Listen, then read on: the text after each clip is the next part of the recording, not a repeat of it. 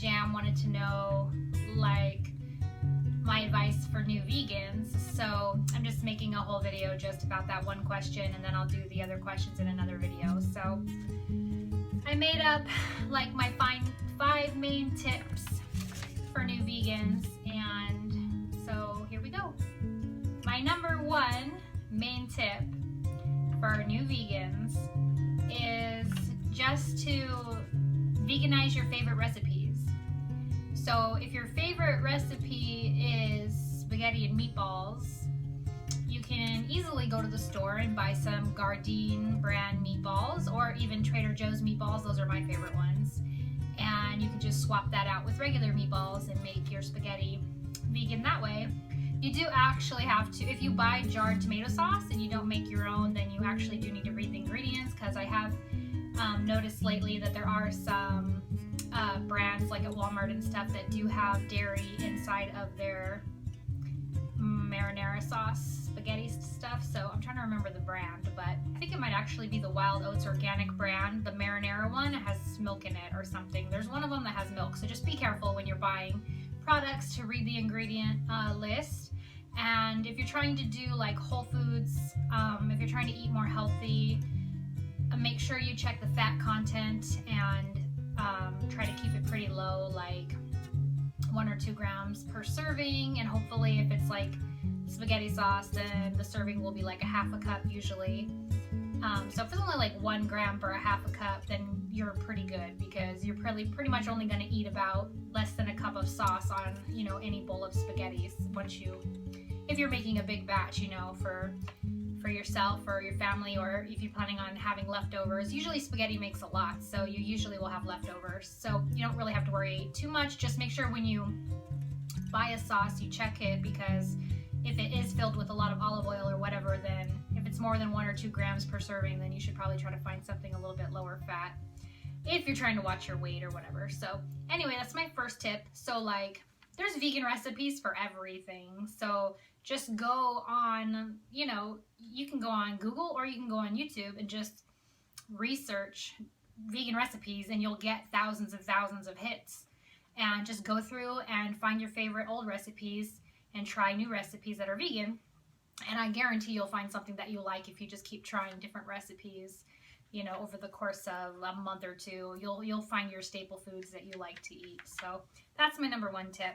My number 2 tip is to buy whole foods, because they are the cheapest foods on the planet. And a lot of people like to use the excuse that going vegan is too expensive, when if you're buying whole foods and you're not buying a ton of processed foods, then that's completely untrue, because processed foods are the things that cost a lot. Like if you buy a bag of Daiya cheese, it's basically going to cost you about $5, and you're probably only gonna, it's not gonna like get you very far, you know what I mean? It's not something you could eat and it's gonna fill you up. But you could go to Trader Joe's and buy a potato for 50 cents, and so you could buy, you know, 4 potatoes, which could be an entire meal, and a side vegetable. And well, I mean, that's more than a meal. So you could go to Trader Joe's and buy 4 potatoes for $2, because they're 50 cents a piece. And you don't have to eat all of those in one meal. You could have 2 potatoes like for a dinner, and then you still have 2 left for the next day. And if you just buy a cheap vegetable along with that, like say you just bought a can of corn to go along with your potatoes, super cheap. And if you buy in bulk, if you go to Sprouts, or even if you're like me, like a Costco shopper like I am, I bought a huge bag of pinto beans almost a year ago now, and I still have half a bag left of dry pinto beans that I haven't eaten all of.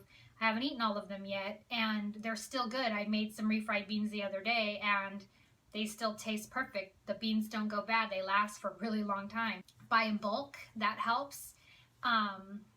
Again, so if you're buying things that are not in a package, then you know that it's a health food. If you're, you know, shop on the outskirts of the grocery store, the vegetable aisle, the bulk bin aisle, where you see the potatoes, the rice, the lentils, you know, just buy whole foods. That's going to save you, it's going to save you a lot of heartache if you're trying to be on a budget. And not just that, but if you're trying to lose weight and you're trying to do like, so if you're trying to do a starch solution style diet, or just high carb, low fat, then yeah, whole foods is your best bet. So look for the whole foods. Don't use money as an excuse, because I know for a fact that whole foods are the cheapest foods. Okay, so that being said, my number 3 tip is also don't be afraid to try new things, and it is okay to have vegan junk food every once in a while. Don't follow my if you watch my food videos, don't follow what I eat, because I'm totally a junk food vegan, which I'm trying to get out of and eat more whole foods. But it is okay for you to have junk food every once in a while. If you want to have a cheat day once a week or once every 2 weeks, don't be afraid to try new things. And also, you know, with vegan junk food, vegan cheeses, vegan faux meats, things like that, there's so many different kinds these days. You're not gonna pick one, and the first one that you try is not necessarily gonna be one that you like. So just because you've tried a certain brand and you didn't like it, doesn't mean that the next brand that you try you won't absolutely love. So don't get turned off by saying, "Ooh, this is nasty vegan food, you know, everybody says that it's good, but it's disgusting." Because it's just like any kind of food. It's just like regular food. Sometimes you're gonna like something and sometimes you're not gonna like something. Just because it's vegan and somebody else likes it doesn't mean you're gonna like it. So continue to try new things. It's okay, you know. It is disappointing when you spend money on something and then you don't like it, but how else are you gonna find out what you like if you don't try new things? So that's my number 3 tip, is try new things every once in a while, but overall stick to whole foods if you're planning to lose weight.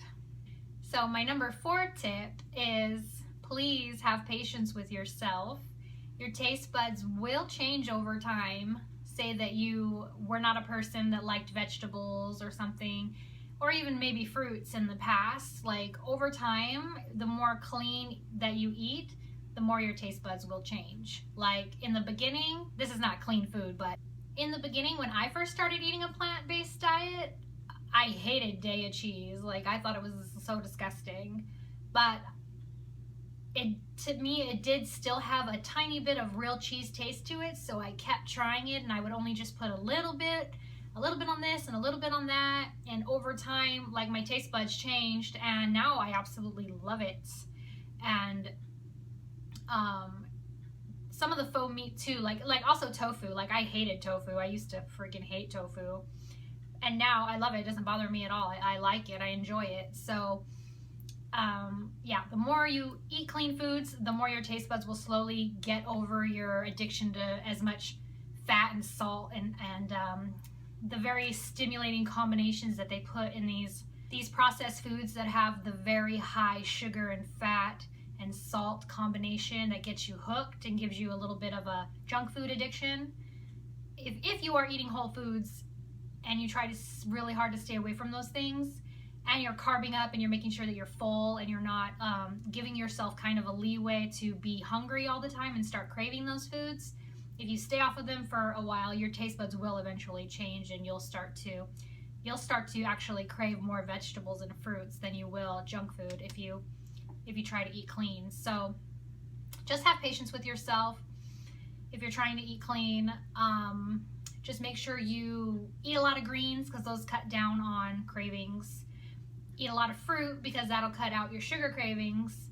And you know, there's other alternatives. Like if you're super craving like a sweet and you just cannot get over it, and a smoothie is just not going to do it for you, you could always find like an all natural peanut butter and make some like peanut butter stuffed dates, or you could make like high carb Hannah's peppermint chocolate date balls.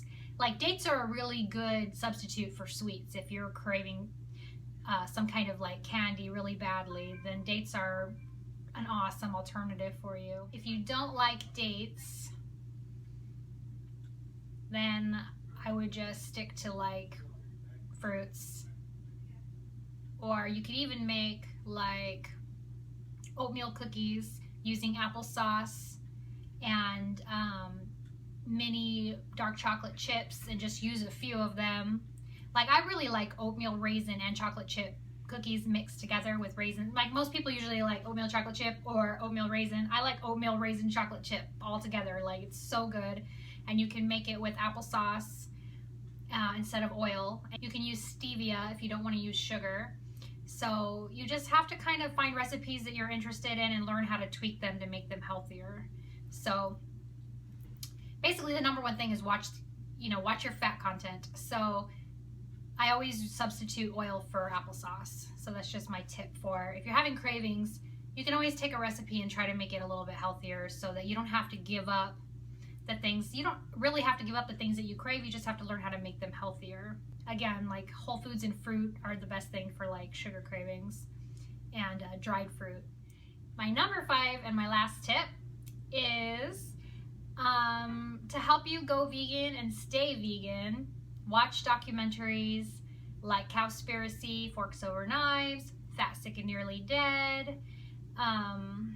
There's just so many. Go on Netflix. They really have like a documentary section now where there's like King Corn, GMO, oh my god, or I don't know if it's GMO, oh my god, or oh my god, GMO, something like that. There's so many documentaries, and the more you watch, the more educated you get, the more you're going to want to stay vegan, because you're going to see the environmental impact and that impact that you're making on other living creatures' lives. It's going to make you want to stay vegan.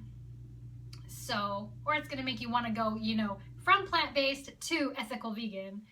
So definitely watch some documentaries and read some books. So if you're going on this from a health standpoint, like I started out from a health standpoint, and then I slowly became an ethical vegan along the way from watching all these documentaries and things. But good books to read are The China Study by T. Colin Campbell, How Not to Die by Dr. Michael Greger. I haven't personally read The China Study all the way through. I do own it, but it's easier for me to just listen mostly to audio instead of, or watch it on a video. So you can go on YouTube too and watch Dr. Campbell if you don't like to read. There's tons of videos, lectures. Dr. Greger has tons of lectures. Dr. Neil Bernard has tons of lectures. Like, that information is out there. If you want to learn about health, you'll make the time and effort to go and watch and listen and learn about health, not only health, but about the environmental impact and everything.